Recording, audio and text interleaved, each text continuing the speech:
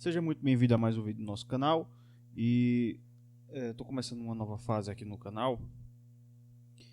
Esse é um canal bem pequeno, certo? É só para a gente discutir algumas coisas em relação à música.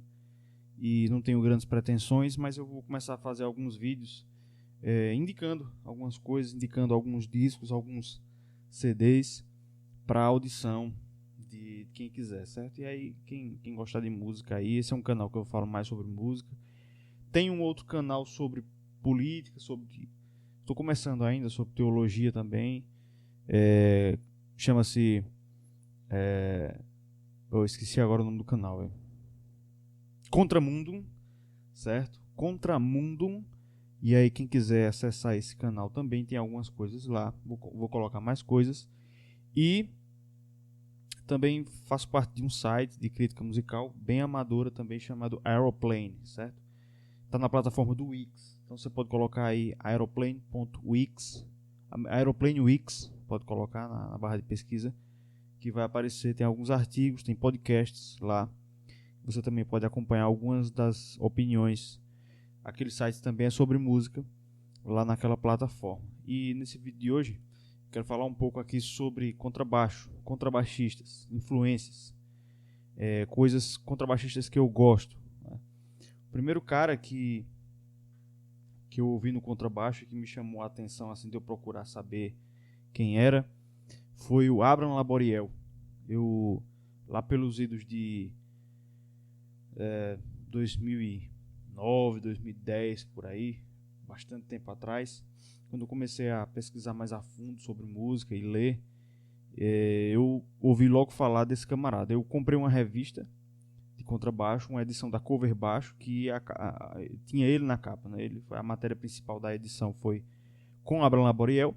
E aí eu comprei a revista, li, e aí eu comecei a ouvir bastante o Abraham Laboriel. E se tornou um cara que eu ouvi muita coisa. Até hoje eu ouvi muita coisa do Laboriel. Ele tem discos históricos, né? Ele tocou em álbuns clássicos, míticos, por assim dizer. Por exemplo, o Louis, do Djavan, excelente álbum de 1982. Um dos bons álbuns da era, vamos dizer, de ouro aí de Michael Jackson. Ele gravou os baixos, que é o Dangerous, salvo engano, de 1991.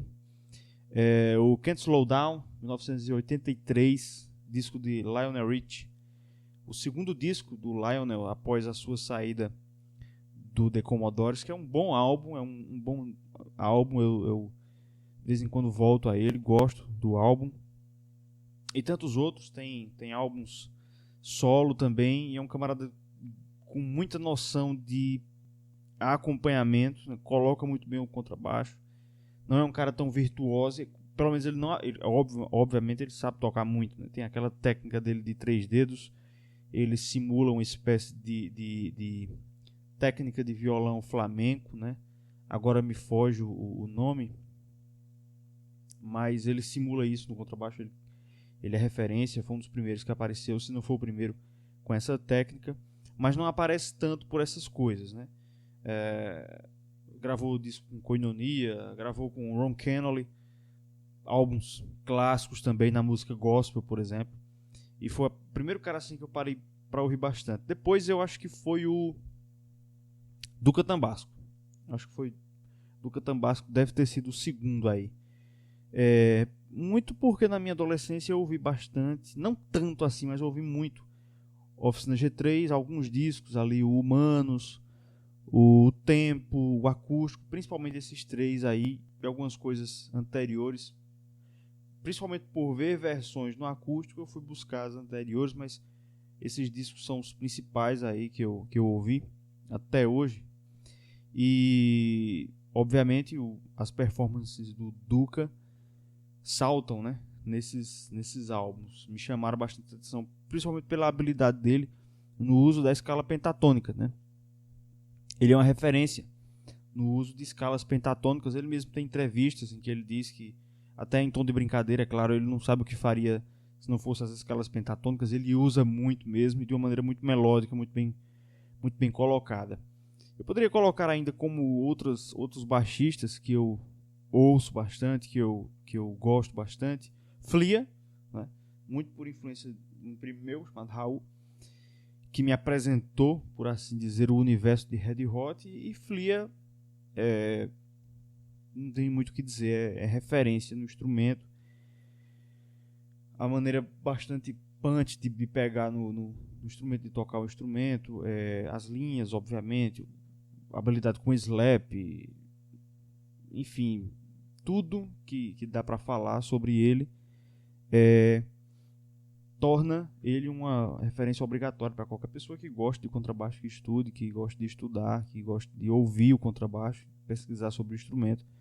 Torna ele, obviamente, uma referência. Os melhores discos do Red Hot, eu acho o Mother's Milk, acho que é de 89, o Blood Sugar, 91. Eu gosto de várias faixas do One Hot Minute, de 1995, apesar de ser um disco que o Frusciante não participa. Ele estava na sua primeira saída da banda, né? Foi no período que esse álbum foi lançado, mas eu gosto, inclusive, da faixa Aeroplane, que é desse álbum. Eu gosto de várias músicas dos discos mais recentes, tanto do I'm With You, 2011, quanto do The Getaway, 2016, mas principalmente do I'm With You. Eu acho um disco sensacional do ponto de vista musical. Acho que a banda evoluiu bastante nesse sentido, por influência do Flia, porque entre acho que é o Stadium Arcadium 2006 e o I'm With You 2011, ele fez algum curso de música, tem alguma coisa nesse sentido aí, e a gente vê a influência disso, né? De como a banda incorporou melodias mais, digamos, harmonicamente mais interessantes, por assim dizer. Então você tem músicas ali muito boas, e tem essa vertente menos funk rock e, digamos, é mais pop. O disco é mais pop, o The Getaway também, mas todos os álbuns do Red Hot, quase todos, se não forem todos, são muito bons. O Californication é um clássico, é uma referência. O By The Way é um outro disco. O Stadium Arcadium tem muitas músicas boas, né? Os primeiros álbuns tem algumas músicas boas também. Ainda falando de contrabaixistas, então já coloquei aqui o Laboriel, Duca Tambasco, Flia. Eu vou colocar aqui agora o Marcus Miller. Esse eu parei para ouvir há menos tempo, uns 3 anos é que eu comecei a ouvir um pouco mais dele. Mas o cara é o cara do jazz bass, que é aquele baixo ali, ó, aquele preto ali. Estou apontando para ele.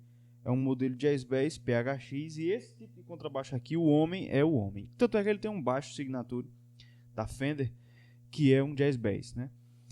O Marcus Miller é um artista, um baixista mais vinculado à linha funk, à linha R&B, black music americana, mas ele também transita por muitas outras coisas, e eu gosto bastante do trabalho que ele faz no contrabaixo Jazz Bass. Ele consegue tirar um som claro, metálico, um som e ao mesmo tempo ressonante, como só ele. O disco de 2015 dele, o Aphrodisia, é espetacular. Melhor álbum de contrabaixo solo, de um contrabaixista solo, que eu já ouvi, assim. Eu já ouvi alguns álbuns de contrabaixistas, álbum solo do próprio Flia. Ele tem um álbum solo, pouca gente sabe. O Laboriel também, ele tem 1 ou 2 álbuns solo, mas o Aphrodisia de 2015 é um álbum espetacular, excelente.